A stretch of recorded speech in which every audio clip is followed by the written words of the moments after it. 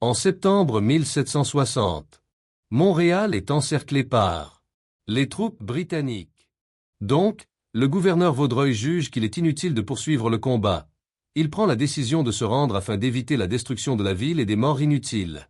Le 8 septembre, le Canada fut alors cédé à l'Angleterre en attendant de connaître les gagnants de la guerre en Europe.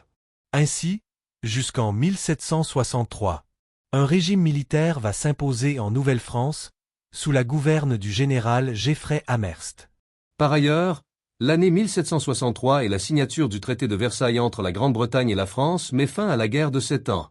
La France a perdu la guerre et la majorité de ses colonies sont tombées entre les mains des Anglais.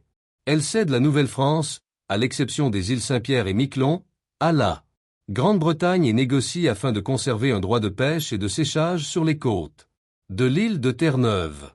Par ailleurs, en octobre 1763, le gouvernement britannique instaure une première constitution à sa nouvelle colonie, la Proclamation royale. Son objectif est d'assimiler les Canadiens, soit leur faire adopter la langue anglaise et la religion protestante. Les conséquences de cette nouvelle constitution débutent par l'imposition d'un nouveau nom pour le territoire, la province of Québec. De plus, une nouvelle structure politique fait son apparition. Cependant, la Chambre d'Assemblée ne sera pas mise en place tout de suite, mais la religion catholique reste tolérée. Par ailleurs, cette période est marquée par l'imposition des lois civiles et criminelles anglaises, en plus de voir le régime seigneurial ne plus être reconnu. Ce qui signifie dès lors que les seigneurs toujours présents ne peuvent plus percevoir de taxes auprès des paysans.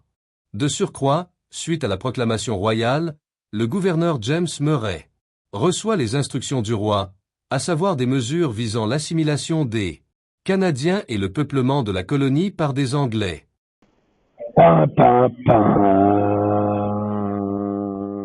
Murray et les autorités britanniques doivent appliquer les lois et la langue anglaise.